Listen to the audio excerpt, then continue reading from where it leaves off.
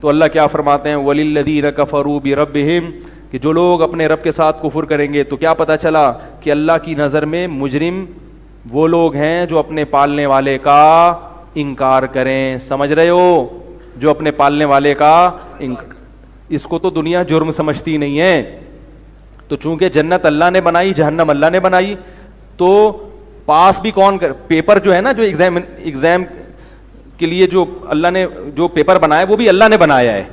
تو جب تک اس پیپر کو فل نہیں کریں گے, میرے اور آپ کے کہنے سے نہ کوئی جنت میں جائے گا اور نہ کوئی جہنم میں. تو اللہ کہتا ہے سب سے پہلے مجھے مانو. کافر چونکہ اللہ کو نہیں مانتا, اس لیے اللہ کے ہاں اس کا کوئی مقام نہیں ہے. اس کی جتنی نیکیاں ہیں, قرآن نے کہا والذین کفروا اعمالهم, جو کافر لوگ ہیں ان کے اعمال کی مثال کا سراب بقیعۃ یحسبہ الظمآن ماء, فرمایا جیسے کسی سراب میں تمہیں ریت پہ پانی نظر آتا ہے, تم لالچ میں وہاں تک پہنچتے ہو تو وہ پانی اور آگے چلا جاتا ہے, وہاں پانی نہیں ہوتا, کچھ بھی نہیں ہوتا. کہا کہ کافر جو عمل کر رہا ہے وہ امیدیں لگا کے بیٹھا ہے کہ مجھے یہ ملے گا. فرمایا جب وقت آئے گا تو کراماد اشتدت به الريح في يوم عاصف, ایک راکھ کے پہاڑ کی طرح تمہاری مثال ہوگی کہ راکھ کا پہاڑ دیکھنے میں کتنا بڑا لگتا ہے مگر اس کا کوئی وزن نہیں ہوتا, پھونک مارو پورا پہاڑ اڑ جائے گا. تو یہ دیکھنے کی حد تک ہے, ان کے عمل میں جان نہیں ہے, کیونکہ یہ اللہ کے لیے نہیں ہے. کس کے لیے نہیں ہے؟ یہ اللہ کے لیے, جس نے کائنات کو بنایا اسی کو نہیں پوچھ رہے, جو تمہیں صبح و شام نعمتیں دیتا ہے. اب دیکھو قرآن میں اللہ نے کائنات میں غور کرنے کا حکم دیا, سائنسدان بھی غور کرتے ہیں, مگر اللہ کہتے ہیں غور کر کے خالق تک پہنچو, یہ مخلوق میں ہی الجھے رہتے ہیں. اس کا یہ مطلب نہیں کہ سائنسدان جو کائنات میں غور کرتے ہیں غلط کرتے ہیں. میں یہ کہہ رہا ہوں کہ اتنا کافی نہیں ہے, کائنات میں غور بھی کریں, لوگوں کی خدمت بھی کریں, لیکن خالق تک پہنچنے کی کوشش بھی تو کرو. آپ کس نے بنایا, کیوں بنایا, ان دو سوالوں کا جواب تلاش کرو. آپ وہ ہم سے کیا چاہتا ہے, اس پر کوئی بحث ہی نہیں ہے کہ وہ ہم سے کیا چاہتا ہے. وہ کہتے ہیں چھوڑو یہ مولویوں کا کام ہے, یہ مذہبی لوگوں کا کام ہے. تو یہ اللہ کے جو پیغمبر دنیا میں آئے, سفیر آئے, انہوں نے تو یہی ہمیں بتایا بھئی اس کائنات میں غور بھی کرو اور خالق تک پہنچنے کی کوشش بھی کرو. میں ڈاکومنٹریز دیکھتا ہوں بسا اوقات یوٹیوب پہ نا, مختلف قسم کی سائنسدانوں کی جو ڈاکومنٹریز ہیں, بڑی عجیب عجیب ڈاکومنٹری ہیں. یعنی جانوروں کے بارے میں آپ تحقیق کرو گے آپ حیران ہو جاؤ گے.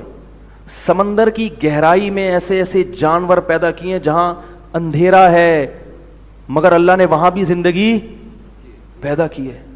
اب گورے جو ڈاکومنٹری بناتے ہیں اس میں کیا ہوگا, ایسی ایسی کائنات کے رازوں سے پردہ فاش کریں گے کہ انسانی عقل حیران کی یار خدا نے کیا کیا بنایا ہے.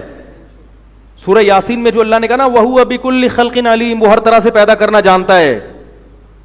تو ہمارا ان ڈاکومنٹ انگریزوں کی بنائی ہوئی ڈاکومنٹری کو دیکھ کر ہمارا ایمان بڑھتا ہے, بے اختیار منہ سے سبحان اللہ نکلتا ہے, کیا کیا بنایا اللہ تعالیٰ نے.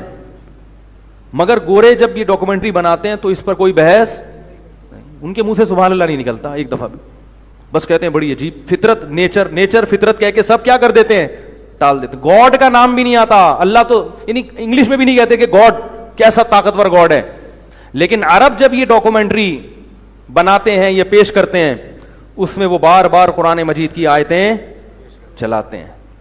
وفی انفسکم, جب وہ انسان کی باڈی پہ ریسرچ پیش کریں گے آپ کے سامنے تو قرآن کی آیت لے کر آئیں گے, وفی انفسکم, تمہاری اپنی جان میں, تمہارے اپنی باڈی میں بڑی بڑی نشانیاں ہیں اللہ کے وجود کی اور اللہ کو پہچاننے کی. افلا تعقلون, تم عقل سے کام کیوں نہیں لیتے.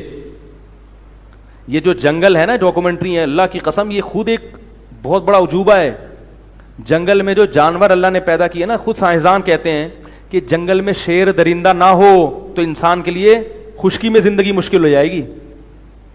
کوئی چیز اللہ نے بیکار پیدا نہیں کی ہے. یہ خود اس کی علامت ہے کہ یہ کائنات ایک نظام کے تحت چل رہی ہے, یہ اندھی نہیں چل رہی, کوئی چلانے والا ہے. بڑی سوچ سمجھ کے بنایا اس نے ایک چیز کو. 3 حصے اللہ نے پانی رکھ دیا, 1 حصہ خشکی. ایسا بھی تو ہو سکتا تھا 3 حصے خشکی ہو 1 حصہ پانی ہو, یہ اتفاق بھی تو ہو سکتا تھا, نہیں ہوا. اگر یہ ہوتا, دیکھو ڈائناسور تھے نا کسی زمانے میں, ان کی نسل ختم ہو گئی.